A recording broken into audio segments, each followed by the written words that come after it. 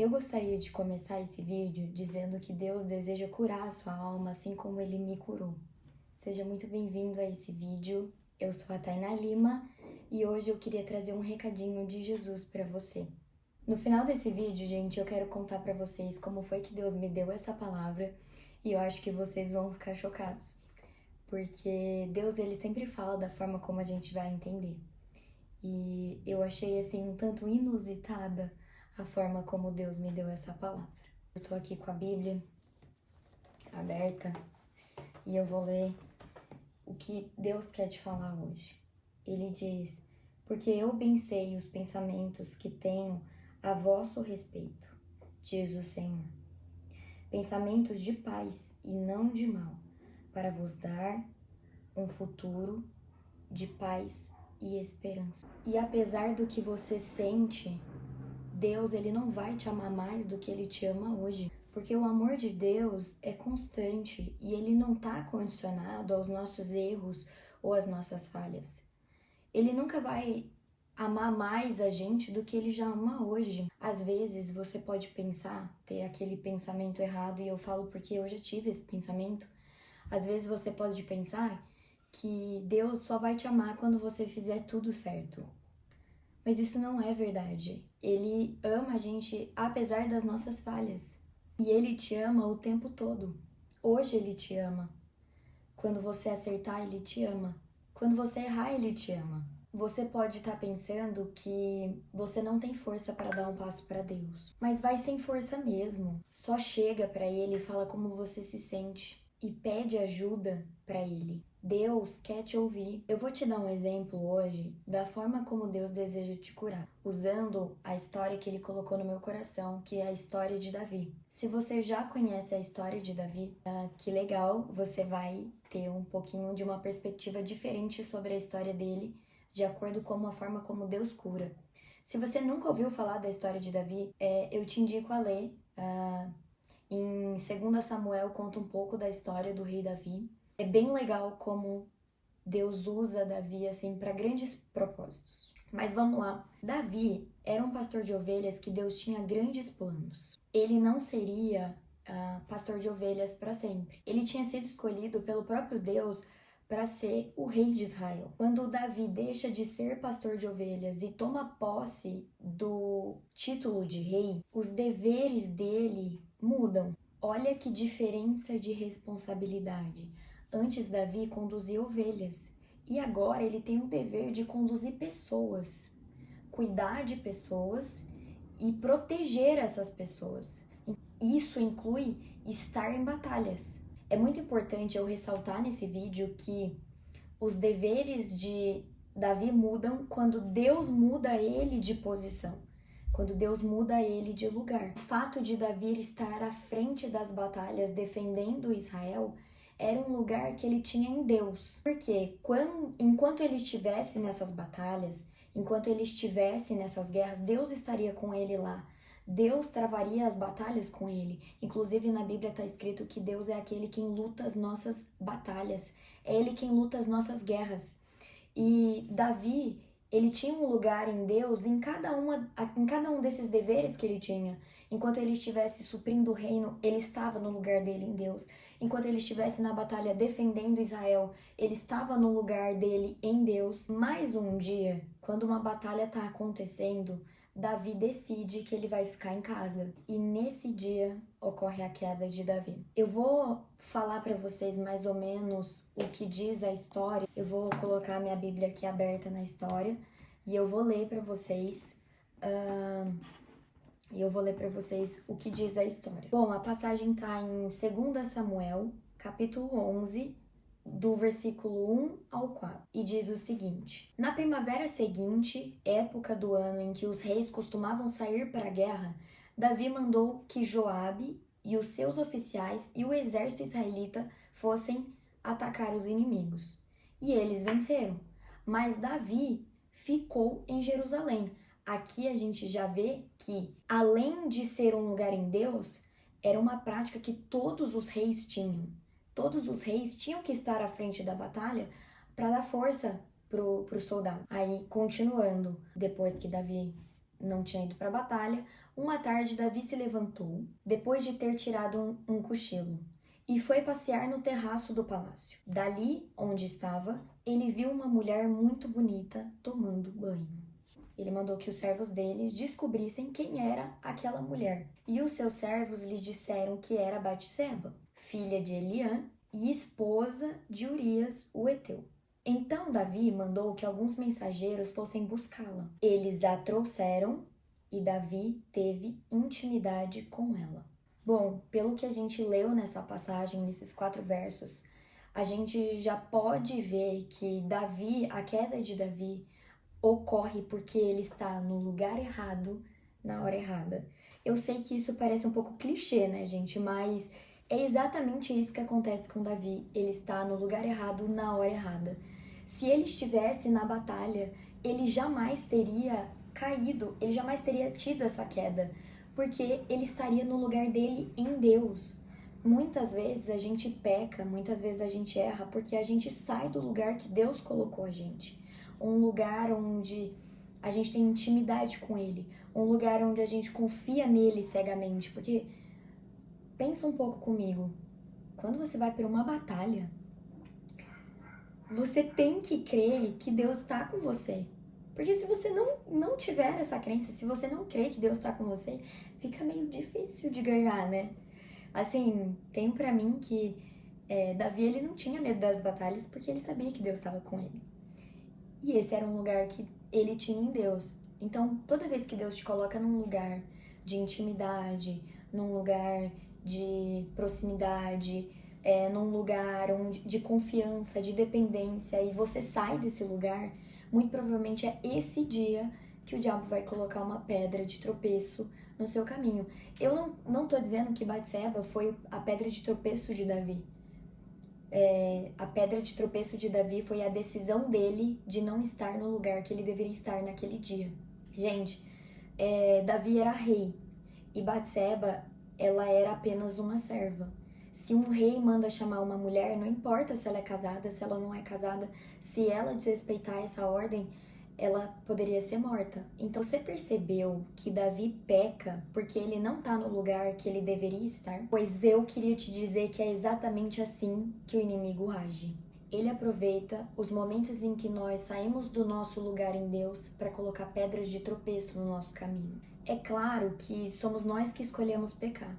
Por mais que o inimigo coloque essas pedras de tropeço, ele não peca por mim e por você. Somos nós que escolhemos pecar. Mas o fato é que depois que a gente peca, o sentimento de que nós não somos mais amados, de que nós não merecemos perdão, toma conta da gente. O sentimento de que nós não somos aceitos também. E o que fazer nesses momentos em que nós sentimos esses sentimentos? A história continua dizendo que Batseba engravida depois que Davi tem intimidade com ela. Ela avisa Davi que o bebê é de Davi porque ela não estava tendo relações com o marido dela. Porque naquele período em que Davi manda chamar ela, eram tipo dias depois que ela tinha parado de menstruar. E era um costume da época que durante a menstruação os maridos não tinham intimidade com as esposas. Então não teria como aquele filho ser de Urias, o esposo dela. Então ela manda avisar Davi de que ela está grávida. E Davi, sem poder esconder o fato de que ela está grávida simplesmente porque Urias não tem relações com a mulher dele, com Batseba, naquele período, ele manda Urias, que é o esposo de Batseba, para a morte. Ele manda Urias para a batalha e ele coloca ele na linha de frente para ser morto e ele morre. E aí, Davi, como um ato de generosidade, decide tomar Batseba como esposa, porque aí na cabeça dele, bom, resolvi o problema, tive compaixão de uma viúva e agora ela está grávida de um filho meu. Ninguém vai desconfiar. Mas Deus, gente, ele é tão maravilhoso, ele é tão misericordioso, que ele manda uma pessoa para falar com Davi sobre o que ele tinha feito. Porque Davi realmente age como se tivesse tudo ali na encolha, entendeu? Sabe? Aquele pecado de estimação que você deixa na encolha, que muitas vezes a gente deixa na encolha. Pois é, Deus manda um profeta chamado Natã para falar com Davi sobre o que ele tinha feito. Depois que o profeta fala com Davi, ele reconhece o erro dele, porque a forma como o profeta Natã fala com ele é por meio de uma parábola. Uma parábola é como se eu estivesse contando uma história de outra pessoa querendo entregar uma mensagem. E aí ele fala que um homem muito pobre, tinha apenas uma ovelha, e que essa ovelha, ele amava muito essa ovelha, e que ele cuidava muito bem dessa ovelha, e que a ovelha era como se fosse da família dele, e tinha um outro homem muito rico, e que tinha muitas ovelhas e tinha muitas coisas assim, esse homem muito rico, e um dia chega um viajante, um visitante na cidade desses dois homens. E esse viajante vai se hospedar na casa do homem rico. E o homem rico decide dar um banquete para esse viajante, mas ele não quer sacrificar nada do que é dele. Ele não quer pegar das ovelhas dele, ele não quer servir da comida dele. Aí ele vai lá no homem muito pobre, tira dele a única ovelha que ele tinha e mata essa ovelha e serve para esse viajante. É dessa forma que o profeta Natã fala com Davi, porque é a forma como Davi entenderia o que Deus estava dizendo. E aí Davi se ira. Davi fala: quem que é esse homem, esse desgraçado? E aí o profeta Natã fala assim: é você. Esse homem é você. Você tirou a única mulher que Urias tinha, sendo que você tinha muitas mulheres, e você mata ele, e você toma ela como sua esposa. E Davi, ele cai em si no momento que é revelada aquela palavra, e ele se arrepende, e Deus fala para ele, no mesmo momento que ele pede perdão, Deus perdoa ele. Deus fala: os seus pecados foram perdoados. Teve consequências? Teve consequências, mas Deus perdoa ele naquele momento. Tudo que a gente faz na nossa vida certamente terá uma consequência. Mas, gente, passar por essas consequências com Deus e com o perdão de Deus é o que vai ajudar a gente a ficar de pé. Deus é pronto a perdoar. Eu queria até compartilhar isso com vocês. Eu tinha uma ideia de que quando eu pecava, eu tinha que pedir perdão para Deus e ele demorava um tempo para me perdoar. Que ele ia me perdoar dali 2 dias, 3 dias. E que nesse tempo Deus estava bravo comigo. Porque é bem parecida a relação que a gente tem com os nossos pais, né? Às vezes a gente faz alguma coisa ruim pros nossos pais, ou até mesmo pro nosso marido, e a gente até pede perdão ali na hora, mas vocês percebem que fica um clima estranho? Com Deus não é assim. Com Deus você pediu perdão hoje, você é perdoado hoje, e você volta a ter comunhão com Deus hoje. Sim, na maior cara de pau. O amor de Deus é assim. É um amor que não vai colocar um jugo sobre você, de te fazer sofrer durante vários dias, achando que você não foi perdoado. O diabo é quem faz isso. Quando você pede perdão e Deus é pronto a perdoar, e você se sente culpado mesmo assim, é porque o diabo tá querendo colocar um jugo sobre você, dizendo que você não foi perdoado, mas sim, você foi. Então, gente, a conclusão que eu tive desse texto é que Deus, ele não passa por cima dos nossos pecados. Ele é pronto a perdoar quando nós nos arrependemos e pedimos perdão. Você pode estar se perguntando agora: Tainá, mas como Deus vai me curar então? E a resposta é: Deus vai te curar te mostrando onde é que você está errando. Inclusive, foi assim que começou o meu processo de cura. Tinha áreas da minha vida que eu já sabia que eu precisava melhorar, mas tinha áreas que estavam tão bem escondidas que Deus precisou me mostrar onde eu estava errando para que eu fosse completamente livre.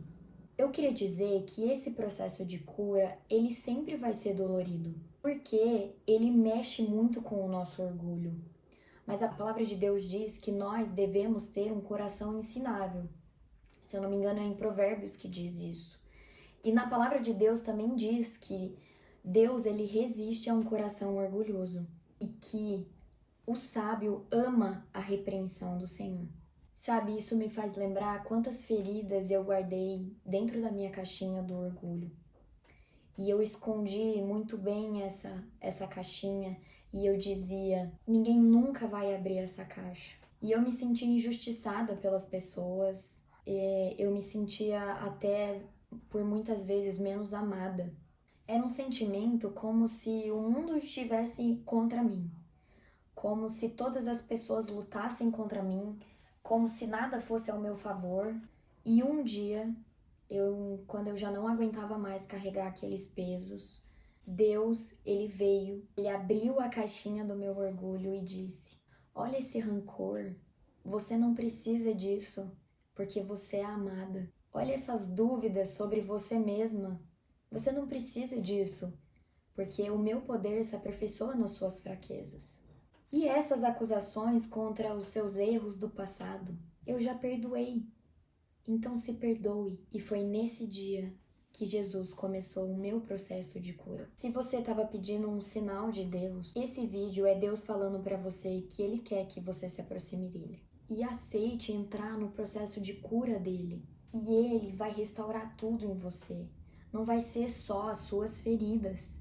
Ele vai tratar seus sentimentos, Ele vai tratar seus medos, Ele vai tratar seu emocional. Ele vai tratar a sua autoestima, ele quer curar os seus relacionamentos. Nesse processo, Deus vai ajustar a sua rota.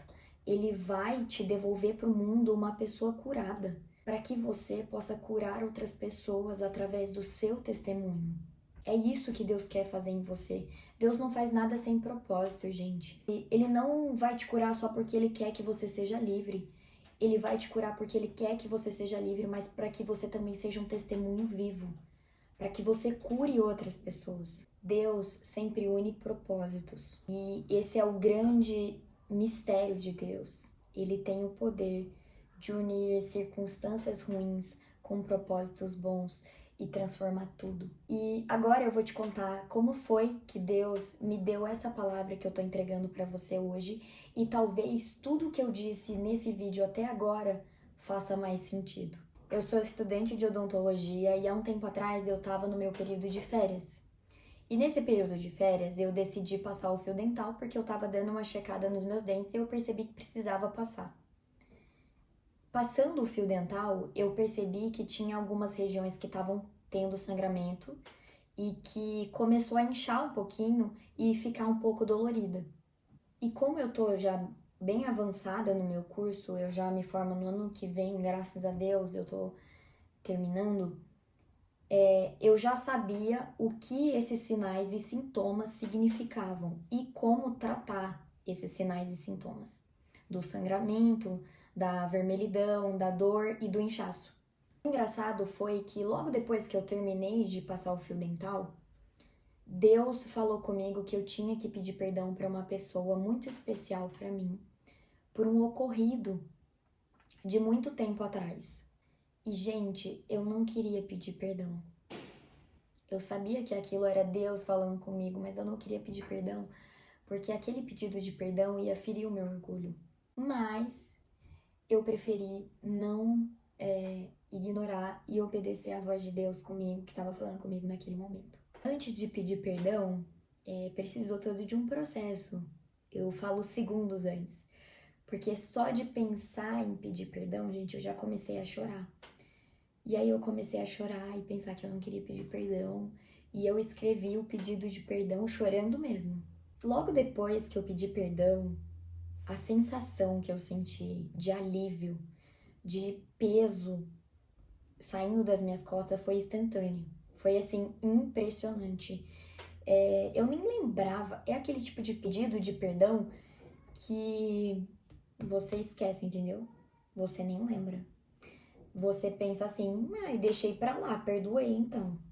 Mas se Deus te fala pra você pedir perdão a respeito de uma coisa, significa que você não deixou pra lá, mesmo depois de muito tempo. Logo depois disso, eu continuei, assim, sequei as lágrimas, gente, força na peruca e fui viver a vida, entendeu? Pedi perdão, senti alívio, falei, bom, vou fazer as coisas do meu dia, tinha um monte de coisa pra fazer em casa. E aí eu ouvi uma voz suave, gostosa, falando na minha alma: filha, vai doer, mas vai te curar. Gente, aquelas palavras depois do pedido de perdão, inundaram a minha alma. Eu até fico assim, emocionada de lembrar. E ele continua dizendo: me deixa te curar, me deixa tratar você. Assim como quando você passou o fio dental e sangrou, porque ali tinham bactérias escondidas que você não estava tirando, eu quero te mostrar onde estão os sangramentos da sua vida. Gente, nessa hora eu me debulhei em lágrimas. Deus estava falando comigo de uma forma tão inusitada, eu nunca imaginei que Deus falaria comigo aquilo. Gente, às vezes tem coisa do nosso dia a dia que a gente pensa assim: eu só vou fazer isso, e aí Deus usa isso pra falar com você. Eu fiquei assim, chocada, passada. E ele falou comigo da forma que eu ia entender claramente. Na odontologia, gente, esse sangramento, ele significa uma inflamação na gengiva.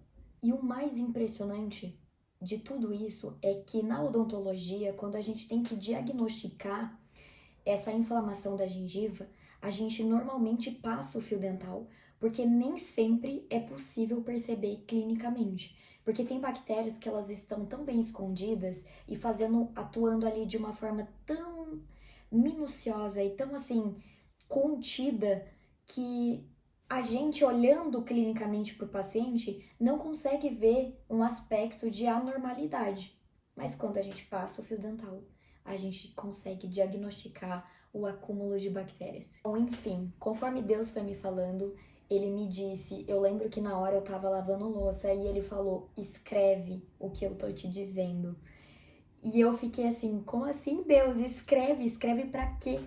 E ele falou: escreve. E aí eu larguei o que eu tava fazendo, tirei a luva e comecei a escrever. E aí eu falei assim pra Deus: Senhor, eu não posso chegar aqui no YouTube e falar pras pessoas que a forma como o Senhor cura, o Senhor vai ser o fio dental da vida delas. Por favor, se o Senhor quer que eu entregue essa palavra, então me fale dentro da Bíblia a referência bíblica que o Senhor tem para a forma como o Senhor cura. E ele, na mesma hora, me deu a palavra de 2 Samuel, que é a história do rei Davi. E ele foi falando tudo e eu fui escrevendo.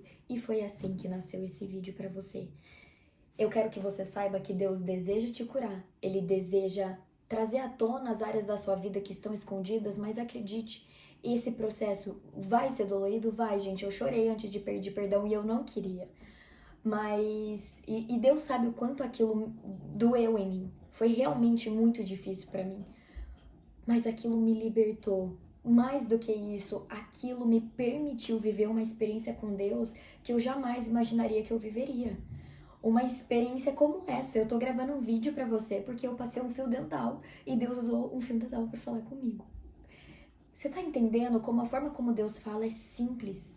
E ele sempre vai falar da forma como você vai entender. Deus, ele não vai falar com você nas entrelinhas.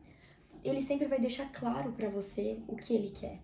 Uma dica que eu te dou pra você ouvir Deus falar com você é: comece a ler a Bíblia. Quando você começar a ler a Bíblia, você vai ver como Deus fala de forma extraordinária. A Bíblia é realmente uma palavra viva. Se você foi abençoado por essa palavra, eu peço que você curta esse vídeo. Se você souber de alguém que precisa ouvir essa palavra, manda para essa pessoa. Se inscreve aqui no canal para que você receba novos vídeos. Eu vou colocar aqui o meu testemunho de como foi que eu entrei na odontologia, que também foi um agir de Deus na minha vida. Se você quer acompanhar e quer saber como foi que esse processo aconteceu e como foi que eu entrei na faculdade, se inscreve para receber o próximo vídeo. Fica com Deus. Tchau, tchau.